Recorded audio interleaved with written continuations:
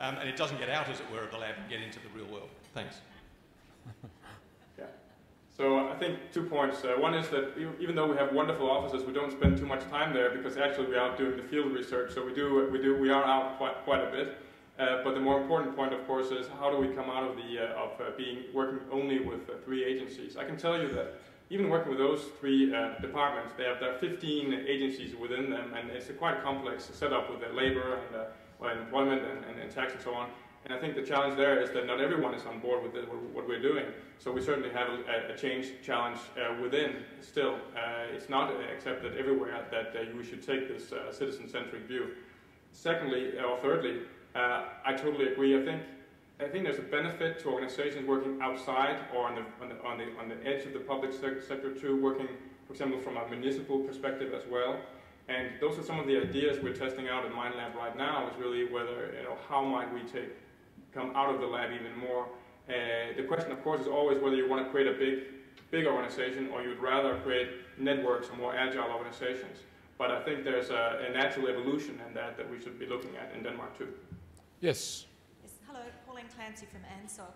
I just want to ask the question about budgeting.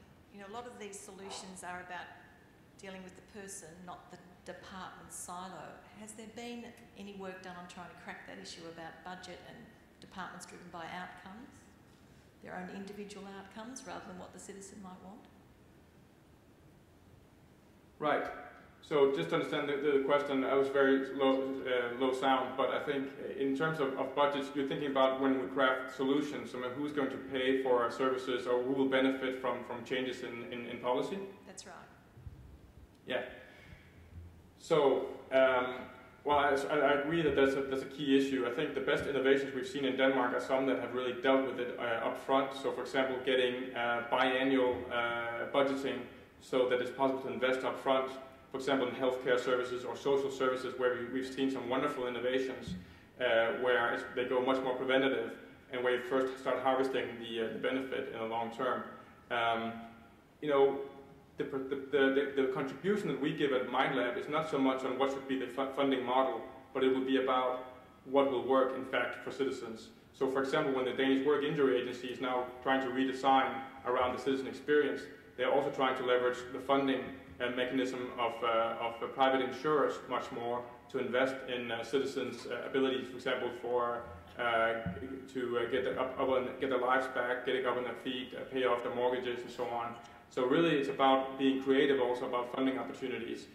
Our contribution is really about what is needed, and then we work, of course, with our colleagues, but there are others that are more dealing with the financial side. But I totally agree. You have funding problems spread across silos, and you also have funding problems in terms of time lag in that dimension. Gentleman there, right, if you got the microphone. And is there anyone over on the right wing? I don't want to be accused of ignoring the right. Yes, okay, I'll come to you. And that'll be the final question, this lady here. Yes, sir. Michael DiFrancesco from the Australian New Zealand School of Government. I too would like to thank you for your very stimulating presentation. What I'd like to do very quickly is just link the ideas that you've been talking about to the first Keynote address, which was looking at some of the tensions between the adversarialism and risk aversion that are promoted by our type of politics in Westminster type systems, and some of the framing, if you like, that might be necessary in order to pursue these types of approaches, citizen-centric approaches. And the one thing that strikes me in particular is the role of the media.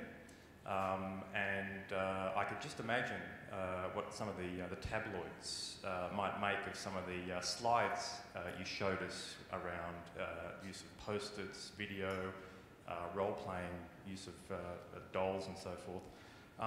I'm just wondering, in Denmark, and this might be a characteristic of the differences between a political system there and say, in a Westminster system, how has this been framed by the media, and what types of approaches have you had to take in order to help try and frame it the way you want it to be framed? Well, that's an excellent point, and I think we always have to be aware that in one moment something can be wonderful, and the next moment it can be terrible, and that's the nature of media and politics. Now, we have the fortune that at MindLab we are really not a political effort, we are an administrative technology or social technology for the agency. So we're, in that way, behind the scenes. We do quite a lot of presentations around Denmark too. We do write columns, op-eds, and I've been on TV a few times. So we're known in some circles, but we're not very exposed.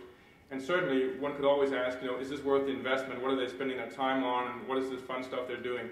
But I should mention that in the United Kingdom, the National Health Service has used, just like we heard earlier from New South Wales, in the health service, design approaches and some of these very practical tools and the visualization as well for a number of years.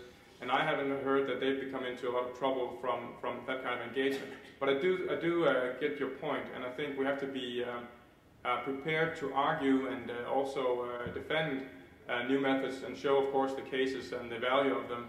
That's also part of the reason why we're doing PhD research at MindLab, to make sure we have an evidence base behind some of the work we do. But good point, and there'll always be that risk, I think, when we try something new in government. And a final question, yes. Hi Christian, my name is Anna Sherburn from the Attorney General's Department. I was just wondering how you actually reach the citizens that you work closely with, and whether you've had difficulty scaling your co-design methods to suit citizens with different levels of personal capacity? Yeah.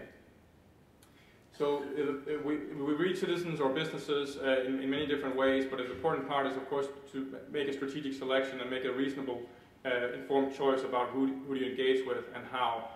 We mostly do on-site field work, so it's in people's homes or at businesses. We also use what we call cultural probing, which would be to give people material, photo cameras or notebooks that they can document their daily lives or daily practices in, so that they become our informants in a more active way. We do invite people for workshops and so on. Mostly, as I mentioned, we find patterns that are where we don't find the big divergence, but certainly sometimes we do find huge divergence, and we'll have to use, involve different segments and different groups and so on. Usually people are very willing to contribute. Even high-level business people will spend a half day in a workshop, or we can get access for several days to their businesses. It's all about, I think, aligning expectations. And as I mentioned earlier, the key point is we're involving because we're curious and we want to discover and get to know how they experience what we're doing to them. And most people actually would like to share that and think it's important, not just for themselves, but also in a wider sort of a public service perspective. But I would say we take an individual tailored approach every time. What we don't do is we don't do surveys. There are lots of surveys in Denmark too. Other people do that, so it's always very qualitative and very, very close up.